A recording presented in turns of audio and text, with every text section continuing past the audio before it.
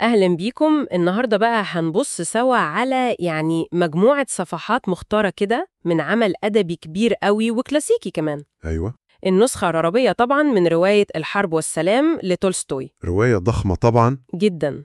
فاحنا الهدف النهاردة إننا نحاول نفهم الأفكار الأساسية، الشخصيات اللي بتظهر في الصفحات دي بالذات. تمام. يعني نقدم كده زي خلاصة مركزة وواضحة للي موجود في المصادر المحددة دي. ممتاز. يلا بينا. خلينا كده نتعمق شوية في الحكاية دي ونشوف إيه اللي ممكن نكتشفه سوا. يلا بينا. هو فعلا الحرب والسلام دي عالم تاني، يعني واسع ومعقد جدا، بس زي ما قلتي تركيزنا النهاردة هيبقى منصب تماما على اللي موجود في المقتطفات دي وبس. بالظبط. نعتبرها كده زي إيه، شباك صغير بنبص منه على بداية العالم الكبير ده، ونحاول نفهم الرسالة الأولية اللي الصفحات دي بتقدمها لنا. طيب، أول حاجة يمكن بتشد الانتباه في المقتطفات الأولى دي هي الأجواء نفسها. أيوه. الأجواء اللي في المشاهد الافتتاحية، خصوصاً في صالون أنا بافلوفنا شيرر ده.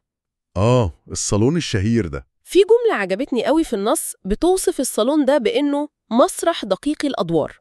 التعبير ده لوحده حكاية. لا، تعبير دقيق جدا ومهم قوي. كلمة مسرح دي اختيار مش عشوائي خالص. أكيد. المقتطفات بتوضح إن كل كلمة بتتقال، كل حركة، كل لفتة محسوبة بالملي. بالظبط. الحوارات اللي بنقراها في الأجزاء دي مش مجرد ناس قاعدة تدردش مع بعض كده وخلاص. لا طبعاً. دي بتكشف حاجات كتير، يعني تحالفات سياسية مستخبية، طموحات شخصية، حتى القلق اللي تحت السطح ده من الأحداث اللي بتحصل في أوروبا وقتها. صحيح، موضوع نابليون ده كان حاضر بقوة جدا. فاستخدام كلمة مسرح بيأكد على فكرة التصنع. مفيش عفوية تقريبا في المكان ده، كله بيمثل دور. وفي حتة تانية برضو في وصف الحوارات دي لفتت نظري. النص بيقول إنهم كانوا بيتبادلوا العبارات المنمقة كأنها قطع نقدية ثمينة. يا سلام على التشبيه. التشبيه ده بيزود إحساس الأداء والشكليات ده أكتر وأكتر، صح؟ كأنه مش تواصل حقيقي بين بشر. إيه دلالة ده من وجهة نظرك في اللي قريناه؟ دي ملاحظة ممتازة بصراحة. حتة قطع نقدية ثمينة دي بتوحي بنوع من التبادل اللي هو إيه، محسوب قوي. أيوة. مقنن كده، كأن كل واحد بيحاسب على الكلمة اللي بيقولها. مفيش عواطف صادقة أو أفكار جاية من القلب. كلام مظبوط. الكلام له قيمة شكلية، قيمة اجتماعية، لكن مش بالضرورة بيعكس مشاعر حقيقية أو تفكير عميق. وده بيرسم لنا ملامح الطبقة الأرستقراطية اللي تولستوي بيقدمها لنا في بداية الرواية دي. تمام. عالم بيقدر المظهر الخارجي والالتزام بالقواعد الاجتماعية فوق أي حاجة تانية تقريبا. وفي وسط المسرحية دي كلها بقى بتظهر شخصية بيير بيزوخوف. بيير. المقتطفات بتقدمه بشكل مختلف تماماً عن أي حد تاني موجود. فاكر الوصف اللي بيقول إنه بدأ كغريب أطوار دخل بالخطأ وليمة لا تخصه؟ أيوة طبعا، الجملة دي قوية قوي. فعلاً لوحدها كده بترسم صورة كاملة تقريباً. بالظبط، وهي بتلخص حاجات كتير قوي. كلمة غريب الأطوار دي بتوضح إنه مش ماشي مع الفورمالية بتاعت الصالون ده. صح. وحتة وليمة لا تخصه دي ليها بعد أعمق كمان، مش بس إنه مختلف اجتماعياً أو زي ما بنقول كده حديث نعمة، لأن المقتطفات بتلمح إنه ابن غير شرعي الكونت غني ومات وساب له ثروة ضخمة. أيوة، النقطة دي مهمة. لا، ممكن نفهمها كمان بمعنى إن وليمة القيم والأفكار السائدة في المجتمع ده، في الصالون ده بالذات، هي اللي لا تخصه. مش ماشي معاها لا أخلاقياً ولا فكرياً. فاهمة قصدك. هو بيدور على حاجة تانية خالص، وده بيبان حتى في الحوار الصغير اللي جه في واحدة من المقتطفات عن الثورة الفرنسية وأفكارها. الحوار اللي عمل مشكلة وزعل أنا بافلوفنا دي. بالظبط، سبب لها إزعاج واضح جدا، لأن كلامه كان مباشر وصريح زيادة عن اللزوم بالنسبة لهم. ده حقيقي.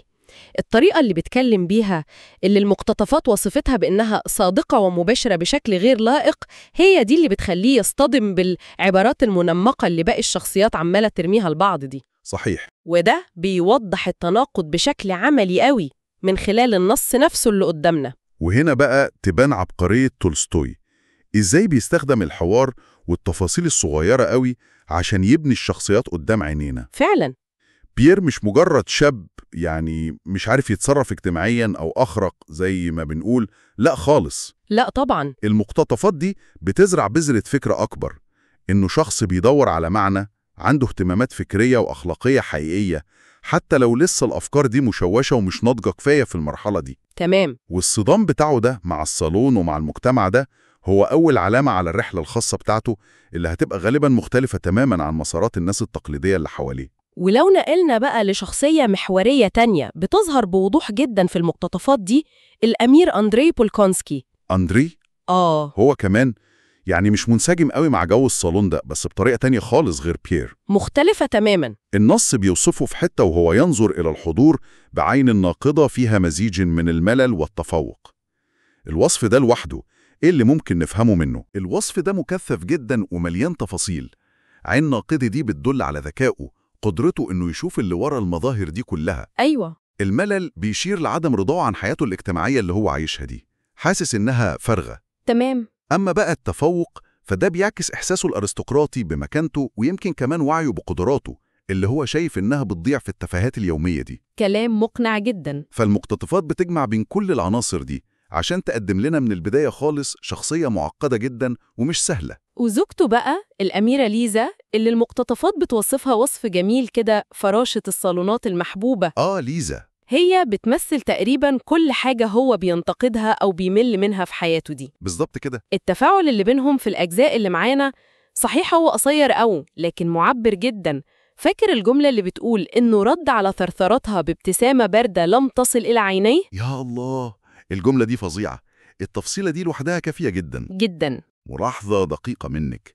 ابتسامة باردة لم تصل إلى عينيه، دي صورة بصرية قوية بتكشف عن شرخ عميق قوي في علاقتهم وفي نفسية أندري نفسه. فعلا. هي بتمثل السطحية الاجتماعية اللي هو بيحتقرها أو زهقان منها، وهو بيتعامل معاها ببرود بيكشف عن اغترابه الداخلي. يعني المقتطفات دي بتورينا إزاي تولستوي بيستخدم التفاصيل الدقيقة دي، لغة الجسد، التفاعلات الصغيرة بين الزوجين، عشان يدينا مفاتيح نفهم بيها دوافع أندري الأعمق. بالظبط.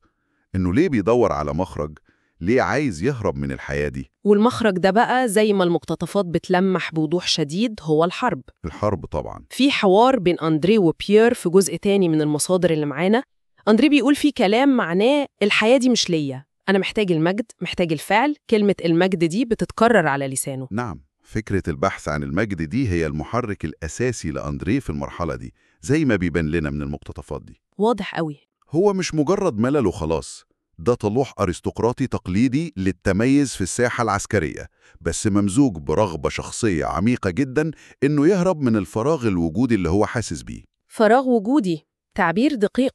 والمقتطفات بتلمح إنه شايف في الحرب وفي شخصية نابليون تحديداً نموذج للفعل التاريخي المؤثر، فرصة إنه يعمل تولون بتاعته هو.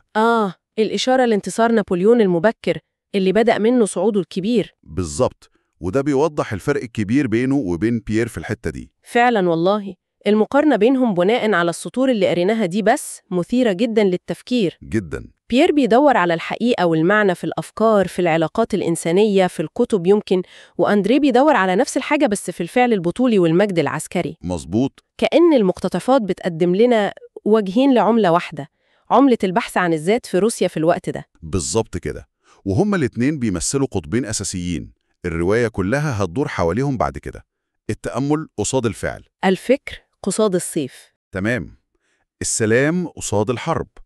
المقتطفات دي بتأسس للثنائية دي من خلال تقديم الشخصيتين دول وتفاعلاتهم الأولى والأفكار اللي عبروا عنها بصراحة في الحوارات اللي قريناها. طيب، لو بعدنا شوية عن الشخصيات الرئيسية دي وأجواء الصالونات الراقية، المقتطفات كمان بتدينا لمحات عن جانب تاني مهم جدا، وهو الحياة الأسرية. أكيد جانب أساسي عند تولستوي. بنشوف أجزاء بتتكلم عن عيلة روستوف، وأجزاء تانية بتلمح لعلاقة أندري بوالده الأمير العجوز.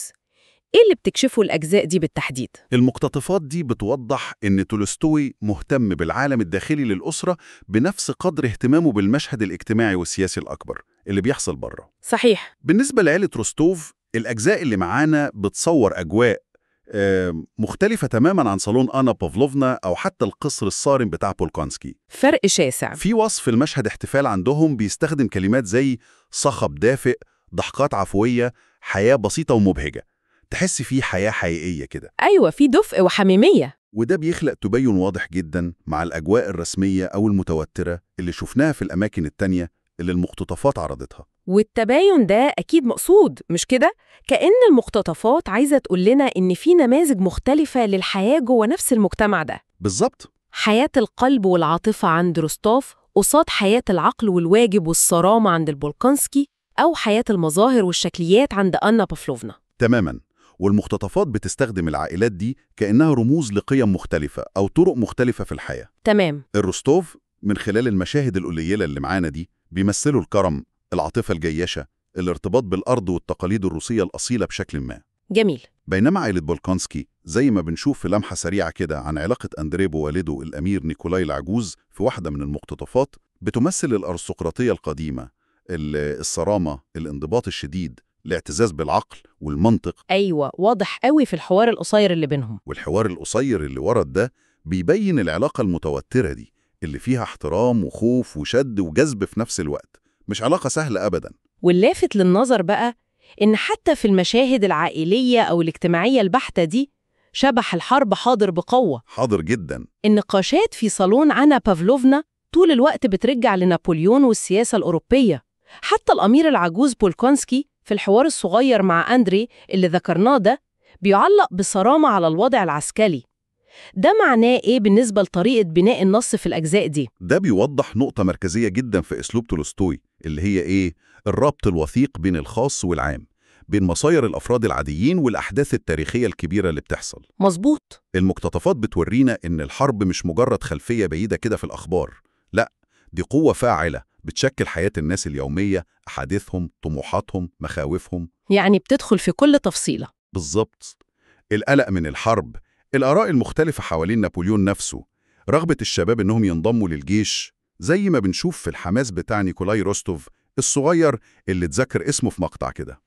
صحيح، أخو ناتاشا. كل دي عناصر المقتطفات بتنسجها جوه نسيج الحياة اليومية للشخصيات اللي بنتعرف عليها. يعني نقدر نقول إن المقتطفات دي بتستخدم التفاعلات الاجتماعية والسياسية الأولية دي كأنها بذور للصراعات اللي جاية بعد كده؟ أكيد. بنشوف مقدمات لصدامات شخصية وتاريخية هتحصل؟ بالتأكيد. التوترات اللي بين الأجيال زي أندريه وأبوه، التباين اللي بين الطبقات وأنماط حياتهم المختلفة، يعني روستوف قصاد البولكونسي قصاد جو الصالون. صحيح. الصدام اللي بين الأفكار زي بيير والمجتمع المحافظ اللي حواليه، التوتر السياسي الكبير بين روسيا وأوروبا النابليونية، كل ده موجود بشكل مكثف في الأجزاء الأولية دي. واضح جدا. هي مش مجرد تعريف بالشخصيات وخلاص، دي بتقدم لنا خريطة أولية للقوة والديناميكيات اللي هتحرك الأحداث بعد كده. وفي نقطة كمان شدتني قوي وأنا بقرأ المقتطفات دي، وهي الدقة الشديدة في التفاصيل الحسية.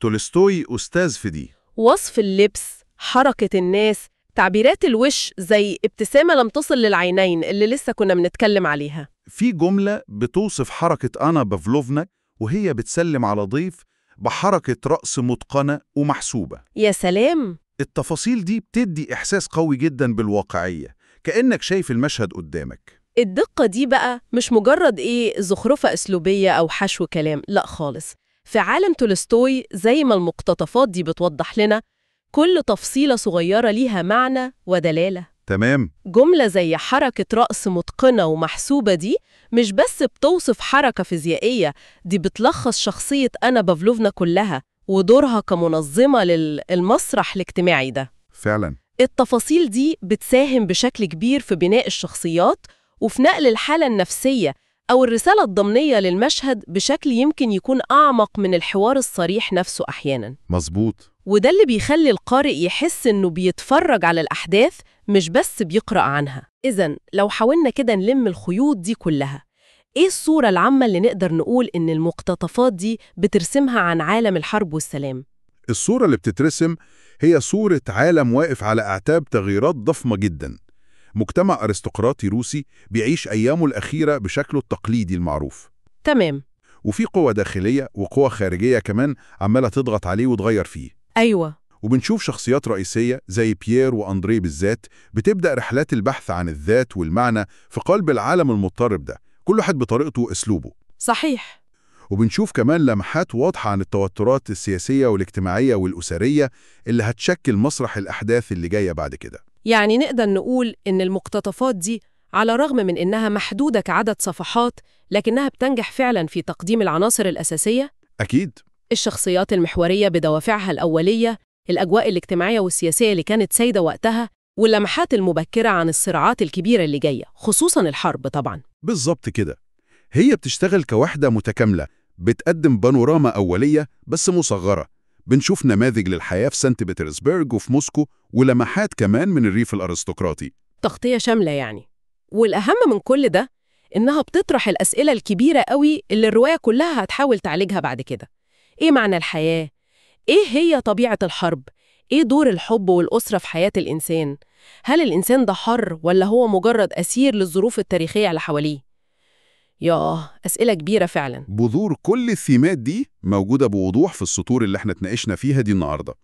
إذن لو نلخص أهم النقط اللي استخلصناها من المقتطفات المحددة دي. إذن لو نلخص أهم النقط اللي استخلصناها من المقتطفات المحددة دي، أول حاجة تقديم حي وعميق للشخصيات الرئيسية الأولية، بيير بيزوخوف وأندري بولكونسكي، تمام. مع التركيز على تناقضاتهم الداخلية وبداية رحلة بحثهم عن معنى، وده من خلال حواراتهم ووصفهم الدقيق في النص. مظبوط. ثانياً، رسم صورة دقيقة للمجتمع الأرستقراطي الروسي في الوقت ده من خلال وصف صالون أنا بافلوفنا كمثال للشكليات المصطنعة والمبالغ فيها، أيوة. وتقديم نماذج عائلية مختلفة زي الروستوف والبولكونسكي اللي كل واحدة فيهم بتعكس قيم مختلفة. بالظبط، التباين ده مهم قوي. ثالثاً بقى، التأكيد على الحضور القوي والمستمر للحرب اللي جاية وتأثيرها على كل حاجة، الأحاديث، الطموحات، المخاوف الشخصية، وربط مصير الأفراد بالسياق التاريخي الأكبر بشكل واضح جدا حتى في الأجزاء المبكرة دي. بالفعل، دي أهم النقط، والمقتطفات دي بتقدم مدخل مكثف وغني جدا، وبتحط الأساس اللي لازم لفهم التعقيدات بتاعة العالم الروائي بتاع تولستوي بعد كده. يعني بتفتح شهية القارئ. تماماً، هي بتثير الفضول لمعرفة إزاي الشخصيات دي هتتطور وإزاي هيواجهوا التحديات الهائلة اللي مستنياهم. وطبعاً لازم نأكد تاني إن كل اللي قلناه ده محصور ومبني فقط على اللي ورد فيه المصادر المحددة دي اللي كانت معانا. أكيد، ده كان اتفاقنا من الأول. التطفات دي عن شخصيات زي بيير وأندري، هل هي مجرد القشرة اللي بره بس؟ سؤال مهم. يعني هل ممكن الأحداث اللي هتيجي بعد كده لو كملنا قراية يعني تكشف عن طبقات أعمق أو حتى متناقضة تماماً في شخصياتهم؟ طبقات ممكن تكون السطور الأولى دي لمحت ليها تلميح خفي كده من بعيد؟ وارد جدا طبعا. سؤال يمكن يخلينا نفكر شوية في طبيعة تطور الشخصية الإنسانية وإزاي بتتغير تحت ضغط الظروف والأحداث الكبيرة.